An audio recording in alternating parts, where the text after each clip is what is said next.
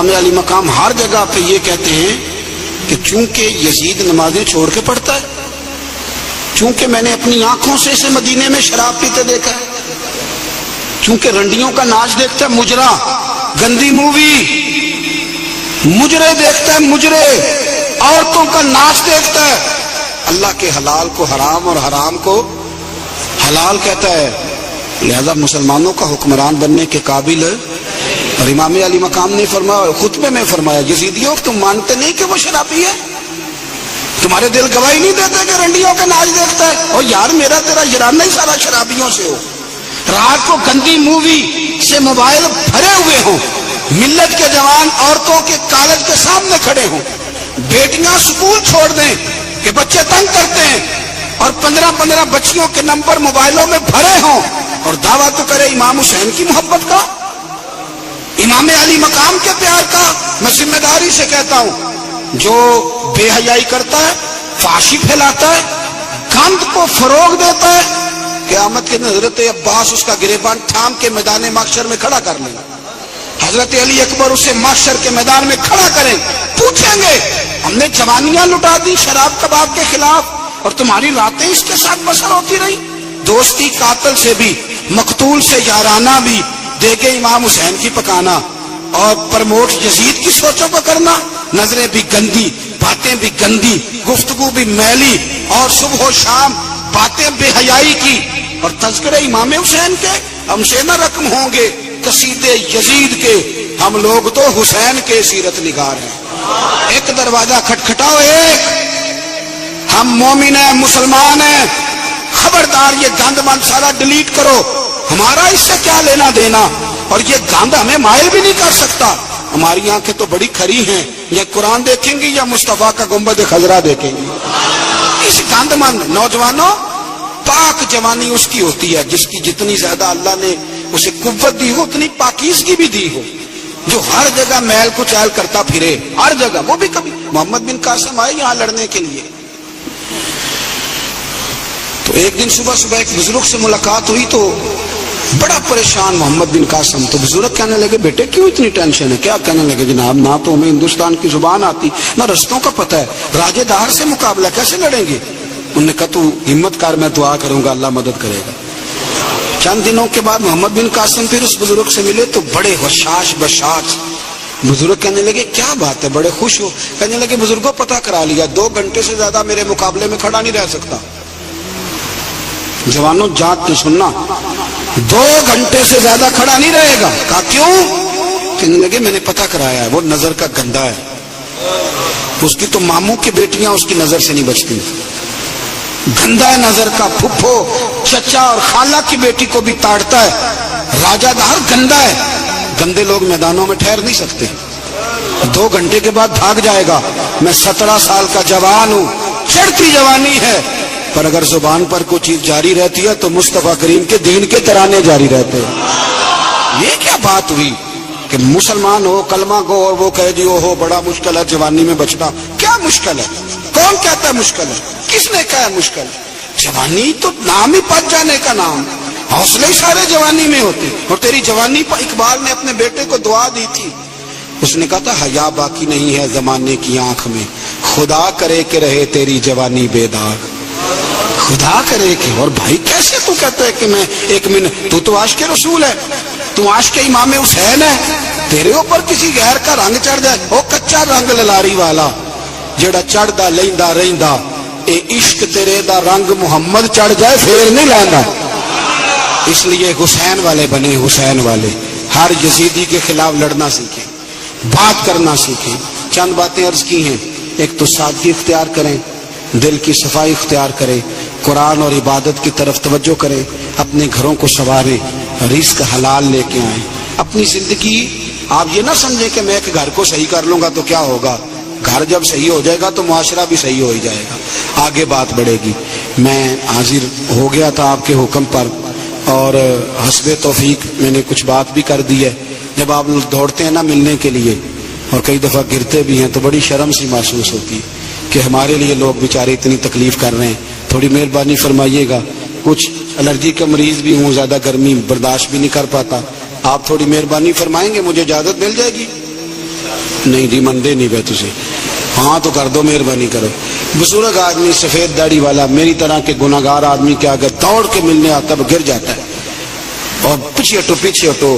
وہ لوگ بھی دیکھنے والے کہتے ہیں کس طرح کے لوگ ہیں، سیانا بیانا بندہ ملنے آیا اور اس نے ہاتھ ہی نہیں ملایا۔ میں زیادہ دور نہیں رہتا، گھنٹے سوا کے فاصلے میں، جس نے ملنا ہو جمعرات کو آ جائے، انشاءاللہ کھانا بھی کھلاؤں گا، عصر کے وقت آ جائے، اللہ خیر کرے گا۔ شوق جو ہے ملنے کا، تو شوق تو پانی لوڑ نہیں ہڑا نو راہ برا دی، شوق تو رستے سارے آسان کر دیتا ہے۔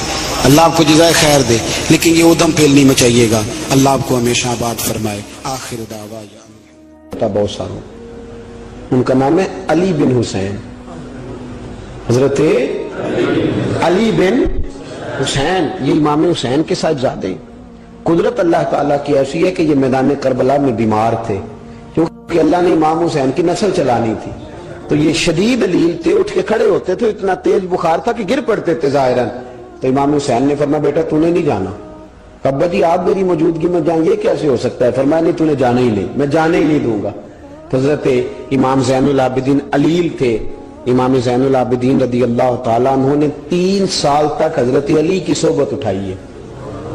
بعض روایات میں اس سے زیادہ بھی آیا ہے۔ کچھ لوگوں نے لکھا جب آپ میدان کربلا میں گئے تھے تو 30 سال سے عمر زیادہ تھی، 30 سال سے عمر، اور داڑھی مبارک جو تھی نا آپ کی، جو لوگ شروع سے داڑھی نہیں نہ کٹواتے ان کی زیادہ لمبی نہیں ہوتی، جو شروع سے داڑھی رکھ لیتے ہیں نا، کیا پنجابی میں کہتے ہیں سچی داڑھی، اور ان کو خرشت بھی نہیں کرانا پڑتا، میں نے بھی کبھی نہیں کرایا، ضرورت ہی نہیں پڑی، وہ نہیں کرانا پڑتا اس لیے کہ جو داڑھی شروع سے ہوتی ہے نا وہ اتنی زیادہ بڑی بھی نہیں ہوتی اور پھیلتی بھی نہیں۔ تو حضرت امام زین العابدین کی داڑھی بہت زیادہ بڑی نہیں تھی، داڑھی مبارک آپ کی ٹھوڑی کے نیچے تھی تو زیادہ بڑی نہیں تھی، کیونکہ شروع سے رکھی ہوئی تھی، یہ نہیں کہ کٹو۔ تو داڑھی ان کی 33 سال عمر مبارک تھی، با اختلاف روایات، کچھ لوگوں نے اس سے کم بھی لکھی ہے۔ 2-4 مہینے کے بعد جب کربلا سے واپس لوٹے تو ساری داڑھی سفید ہو گئی۔ حضرت علی کی ایک زوجہ اس وقت حیات تھی، امام زین العابدین آگے آگے آ رہے تھے گھوڑے پہ، حضرت علی کی زوجہ نے آگے جا کے دیکھا نا، قافلے کا استقبال کرنے گئی، تو امام زین العابدین آگے تھے تو جھٹ سے انہوں نے منہ چھپا لیا، پیچھے ہو گئی اماں جی۔ تو امام زین العابدین فرمانے لگے دادی کا تو پردہ نہیں ہوتا پوتے سے۔ آپ نے کہا انتا زین العابدین، تو زین العابدین ہے، تیری ساری داڑھی چند مہینوں میں سفید ہو گئی۔ تو امام زین العابدین روئے، فرمانے لگے اماں جو میں نے کربلا میں دیکھا ہے، جو میں کربلا میں دیکھ کے آیا، تو دیکھتی تو یہاں کھڑی نہ ہوتی۔ امام زین العابدین نے پائے اس بات کے ساتھ، پوری دلیری کے ساتھ، اور امام حسین رضی اللہ تعالیٰ عنہ کی تو شہادت 10 محرم کو ہو گئی نا، 61 ہجری میں معاملہ ختم ہو گیا، لیکن امام زین العابدین ساری زندگی طاغوتی قوتوں سے لڑتے رہے۔ امام زین العابدین کو کئی دفعہ بعد میں گرفتار کیا گیا ہے، کربلا میں کئی دفعہ بعد میں گرفتار کیا۔ مروان بن عبد الملک ظالم جو صحابہ کو مارا کرتا تھا، جس کو یزید لعنتی نے بنایا تھا، وہ امام حسن اور امام حسین کے خلاف تقریریں کرنے والا مروان بن عبد الملک جو قابض ہو گیا زبردستی امام حسین کے بعد مسجد نبوی کی امامت پر، اس کے پیچھے نماز پڑھ لینی چاہیے تھی، بولے آنے جڑا ہوتے کھلوتا ابھی کدی پیڑا ہو سکتا ہے۔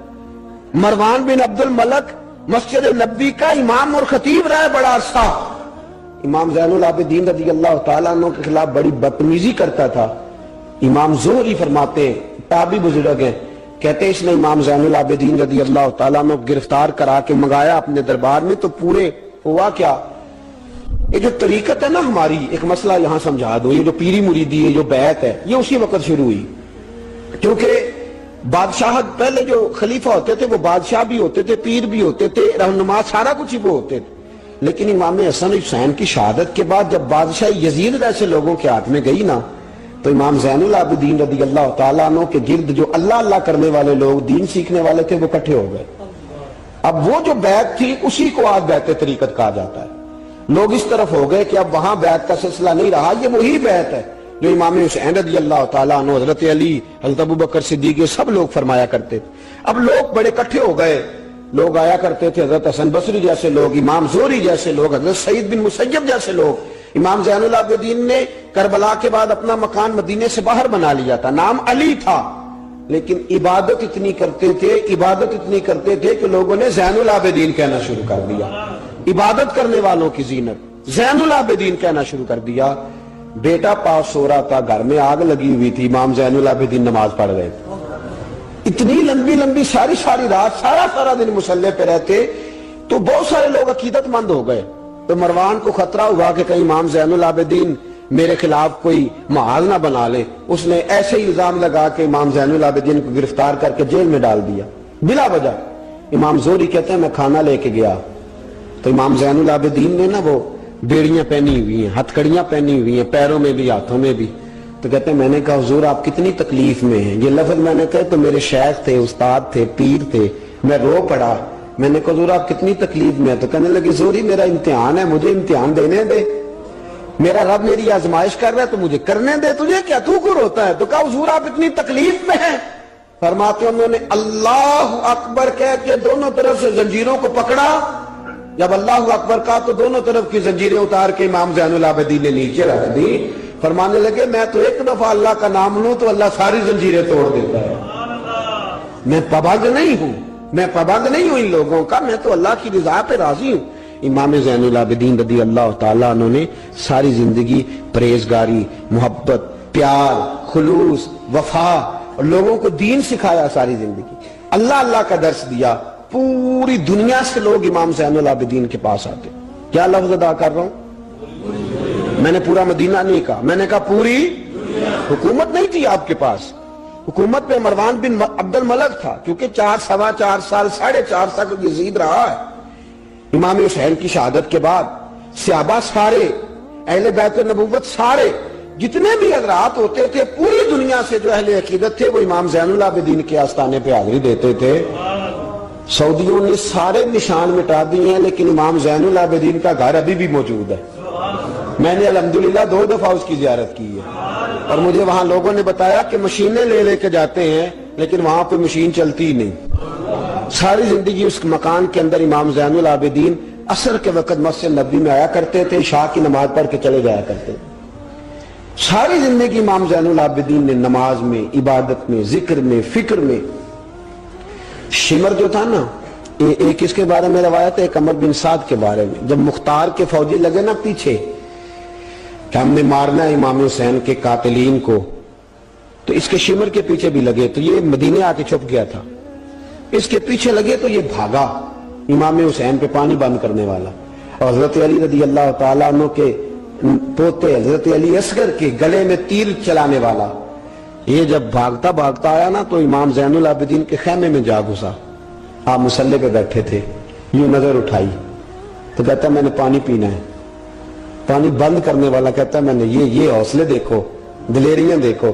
امام زین العابدین خود اٹھے، پیالہ پکڑا، پہلے اسے دھویا، پھر اس میں پانی بھرا، پانی بھر کے اس کو پلایا، اور پینا ہے؟ کہتا ہاں، ایک پیالہ اور دیا، اور پینا ہے؟ کہتا ہاں، ایک پیالہ، اتنا پانی دیا کہ شرم سے پانی ہو گیا، شرمندہ ہو گیا کہ یہ امام زین العابدین۔ باہر نکلا، دل میں خیال آیا زین العابدین نے پہچانا نہیں، اگر پہچان لیتے تو ایسا نہ کرتے، پھر اندر آ گیا، کہنے لگا شاید آپ نے مجھے پہچانا نہیں۔ امام زین العابدین کی آنکھیں آنسوں سے برس پڑی، فرمانے لگے تو نے میرے 6 ماہ کا بھائی پیاسا مار دیا تھا، تجھے میں بھول سکتا ہوں؟ تو اندر داخل ہوا تھا تو سارے زخم میرے تازے ہو گئے، تو کہا پھر آپ نے پانی کیوں پلایا؟ فرمانے لگے پانی بند کرنا تیرے جیسے لوگوں کا طریقہ ہے، اور دشمنوں کو پانی پلا دینا نانا محمد کی سنت ہے جو میں نے ادا کی ہے، یہ میرے نانا کا طریقہ ہے جو میں نے ادا کیا۔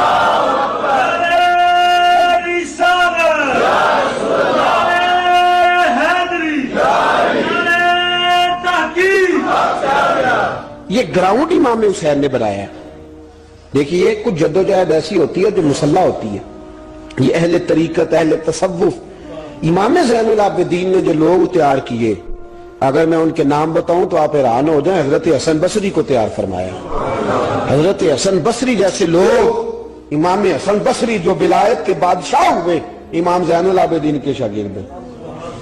حضرت امام زین العابدین کے، حضرت سعید بن مسیب جیسے خیر التابعین امام زین العابدین کے شاگرد، حضرت حرم بن حیان جیسے جلیل القدر لوگ جنہوں نے بعد میں رسول اللہ کی سینکڑوں حدیثوں کو روایت کیا، امام زین العابدین کے شاگرد میں۔ رکے نہیں، میدان کربلا میں ہمت ٹوٹ گئی، اب معاملات آگے نکل گئے تو میں چپ کر کے بیٹھ جاؤں، انہوں نے مصلی پہ بیٹھ کے نبی پاک کا دین پڑھانا شروع کر دیا، انہوں نے پھر حجرے میں بیٹھ کے لوگوں کو اللہ اللہ، اور اس اللہ اللہ کا نفع یہ ہوا، اس اللہ اللہ کا فائدہ یہ ہوا کہ ایسے مجاہد تیار ہوئے، ایسے دلیر تیار ہوئے کہ کچھ سال گزرے تو حضرت عمر بن عبدالعزیز جیسے نیک آدمی کی حکومت قائم ہو گئی، امت کو یہ نفع ملا۔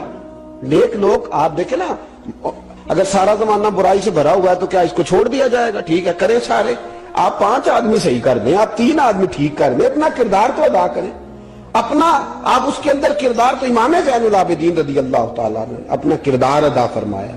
اور پھر سب سے بڑی بات یہ تھی غریب پروری۔ جب یزید مر گیا اور دیگر حکومتیں آنے لگی تو امام زین العابدین کے پاس لوگ بہت سارے نذرانے لے کے آتے تھے، یزید کے زمانے میں بھی آتے تھے لوگ، بڑے نذرانے خدمت کرتے، بڑا کچھ کرتے، گھروں کے اندر بڑا سامان آپ کے پاس پڑا ہوتا۔ آپ کے صاحبزادے امام باقر آپ فرماتے رات ہوتی تو میرے ابا جی اپنے کندھے پر بوریاں رکھ لیتے، اپنے کندھے پر، شہزادے خود اپنے کندھے پر، اور غریبوں کے گھروں تک پہنچا کے آتے، خود بوریاں اپنے کندھے پہ رکھ لیتے۔ فرماتے ہیں میں کہتا ابا جی میں چھوڑ آتا ہوں، مجھے بتائیں۔ فرمانے لگے کہ اگر تو چھوڑنے جائے گا تو تجھے اس غریب کا نام بھی بتانا پڑے گا، تو میں کسی کو رسوا نہیں کر سکتا، میں رسوا نہیں کروں گا، میں خود دے کر کے آتا ہوں۔ امام زین العابدین رضی اللہ تعالیٰ عنہ نے عمر بھر یہ غریب پروری کا مظاہرہ فرمایا، اپنے بچوں کی تربیت فرمائی۔ امام زین العابدین رضی اللہ تعالیٰ عنہ مصلی پہ بیٹھے اتنے پاورفل ہو گئے کہ حکومتیں ان سے ڈرنے لگی، مصلی پہ بیٹھے بیٹھے اتنے پاورفل ہوئے، اتنے عظیم ہوئے کہ حکومتیں لرزنے لگی۔ ایک وقت ایسا آیا کہ مروان جیسا تگڑا حکمران، ظالم جو آدمی ہوتا ہے نا، بدماش آدمی سمجھتے ہیں لوگ مجھ سے ڈرتے ہیں، حالانکہ لوگوں کی شرافت ہوتی ہے، لوگوں کی یہ ایک آدمی، نبی پاک صلی اللہ علیہ وسلم نے فرمایا بتاؤ جھگڑے میں کون جیتا کرتا ہے؟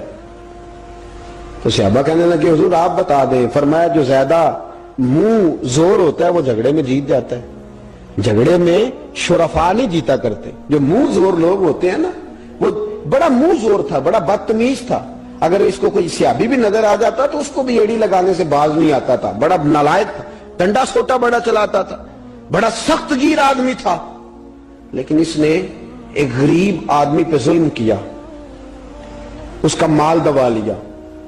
تو امام زین العابدین تھے نا حضرت علی کے پوتے، اگرچہ بیٹھے تھے اندر حجرے میں بیٹھے تھے، آپ بظاہر تصوف طریقت کی خدمات سر انجام دے رہے تھے، لیکن اس شخص نے آ کے رویا، کہنے لگا حضور میرا اس نے مال دبا لیا ہے۔ تو امام زین العابدین نے چھڑی ہاتھ میں لی اور چھڑی ٹیکتے ہوئے مروان کے دربار میں پہنچے، کہنے لگے اس غریب کا مال تو نے لیا ہے؟ تو نے لیا اس کا مال؟ کہنے لگا میں گورنر ہوں۔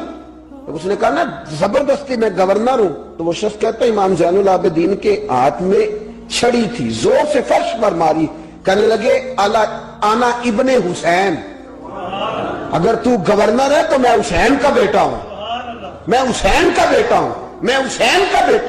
3 دفعہ امام زین العابدین نے یہ جملے کہے نا، تو گورنر ہے تو میں حسین کا بیٹا ہوں، پتہ ہے نا؟ جب 3 دفعہ گرجدار آواز میں یہ جملے کہے تو امام زین العابدین سے کہنے لگا آپ چاہتے کیا ہیں؟ فرمانے لگے ابھی اس کا مال واپس ہونا چاہیے، ابھی اس کا مال واپس ہونا چاہیے۔ اسی وقت بھرے دربار میں مروان نے مال منگایا، اس غریب آدمی کو دیا، وہ غریب آدمی اپنا مال لے کے واپس چلا گیا۔ تو امام زین العابدین بھی لوٹے، لوگ مروان سے کہنے لگے تو اتنا دلیر بنتا ہے، ایک صوفی آدمی جس کے ساتھ بندہ بھی کوئی نہیں، ایک غریب آدمی کھڑا ہے، ہاتھ میں ڈنڈا ہے، کوئی اسلحہ نہیں، کوئی تلوار نہیں، کوئی خنجر نہیں، تو ڈر کیوں گیا ہے؟ کہنے لگا مجھے پتہ ہی نہیں چلا۔ امام کی گرج اتنی زبردست تھی کہ میرا وجود کانپ رہا تھا اور مجھے لگ رہا تھا اگر میں نے بات نہ مانی تو پتہ نہیں آسمان گر جائے گا یا زمین پھٹ جائے گی، میں ڈر گیا، ہیبت طاری ہو گئی، روبتا ہے۔ اصل بات کیا تھی؟ ان اللہ مع الصابرین، اللہ صبر کرنے والوں کے، تو جس کے ساتھ اللہ ہو۔ حضور نے فرمایا غار ثور میں حضرت ابو بکر سے قرآن بیان، لا تحزن ان اللہ معنا، تو نہ ڈر، اللہ ہمارے ساتھ ہے، اللہ ہمارے، تو جس کے ساتھ اللہ ہوتا ہے پھر وہ کسی سے ڈرا نہیں کرتا۔ ایک محبت کی بات بھی بتا دوں، لوگ ہی نہیں جاتے تھے، امام باقر فرماتے ایک دن نا ایک ہرنا آ گیا، ہرنی آ گئی دوڑی دوڑی، تو امام اندر عبادت کر رہے تھے، تو میں باہر دروازے پہ کھڑا تھا، تو وہ ہرن بار بار امام صاحب کے کمرے کی طرف جاتی، فرماتے میں بند کرتا، یہ ملا جامی نے اس کو شواہد النبوہ کے اندر لکھا ہے، فرماتے بار بار جاتی، میں اس کو روکتا، تو نماز مکمل کر کے مجھے کہنے لگے کیا بات ہے؟ میں نے کہا حضور کرنی ہے، اندر آنا چاہ رہی ہے، تو فرمایا کھول دو دروازہ، آنے دو، جانور ہے، آنا چاہتی ہے تو آنے دو۔ کہتے ہیں وہ ہرن اندر آیا تو میں نے اس کو دیکھا کہ وہ امام صاحب کے رات کا وقت ہے، تو امام زین العابدین کے کان کے ساتھ منہ لگائے ہوئے، ہرن شام کا وقت ہے، فرماتے میں نے دیکھا کہ امام زین العابدین نے چھڑی پکڑی، امامہ باندھا، جبہ پہنا، فرماتے ہیں آگے آگے ہرن چل گیا، پیچھے پیچھے امام زین العابدین چل گیا، آگے آگے ہرن چل گیا، پیچھے پیچھے۔ بھئی ہمارا تو عقیدہ حضور غوث اعظم کے بارے میں ہے کہ وہ جن و بشر کے پیر ہیں، جن و بشر کے پیر، سب کا اللہ کے بندوں کی طرف، اللہ کی ہر مخلوق کا رجحان ہوتا ہے اللہ کے بندوں کی طرف۔ کہتے ہرن کے پیچھے پیچھے ایک عرابی کے دروازے تک لے گئی ہرن، تو امام زین العابدین نے نا دستک دی دروازے پہ، اور ہرن ایک کونے میں کھڑی ہو گئی، دستک دی، وہ باہر آیا تو فرمانے لگے تیرے پاس کوئی ہرنی کے بچے ہیں؟ اس نے کہا ہاں، آپ نے کیا کرنا ہے؟ فرمایا میں خریدنے آیا ہوں، میں وہ بچے خریدنے آیا ہوں۔ کہتے ہیں 2 بچے تھے، کہنے لگا جی میں نے تو سویرے بیچنے تھے، میں روز جنگل سے کچھ نہ کچھ پکڑ کے لاتا ہوں، سویرے بیچنے تھے، سویرے گاہک ڈھونڈنے تھے، آپ رات کو ہی آ گئے، کیا لے گا؟ اس نے کہا 20 دینار 2 بچوں کے۔ امام صاحب نے 20 دینار دیے، بچے پکڑے، واپس لائے۔ امام باقر فرماتے ہیں 2 ہرن کے بچے امام زین العابدین نے جب پکڑائے تو میری آنکھیں چھلک پڑی، میں رو پڑا، اور میں نے کہا ابا جی میں تو سمجھتا تھا انسانوں کے دکھ کا مداوع کرتے ہیں، اللہ نے تو آپ کو جانوروں کے دکھوں کا مداوع کرنے کی بھی توفیق عطا فرمائی۔ تو پھر میرے امام نے سچ کہا ہے نا، تیری نسل پاک میں ہے۔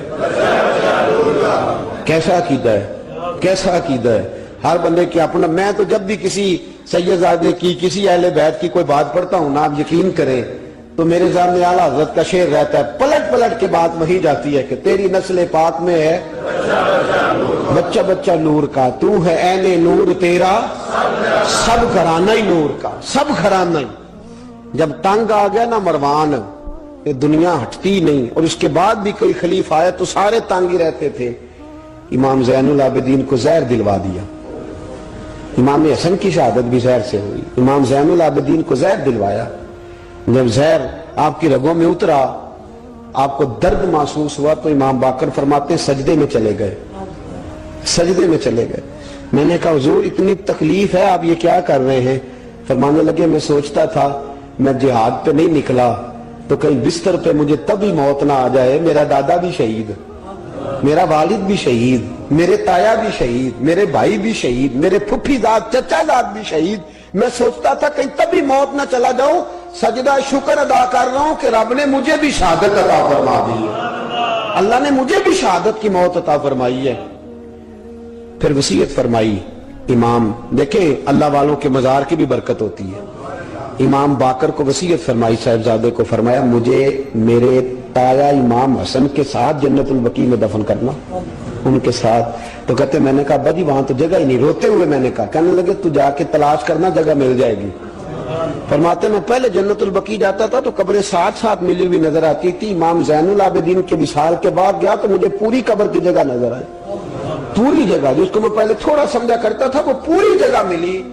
امام حسن کے بالکل متصل امام زین العابدین کا مزار ہے۔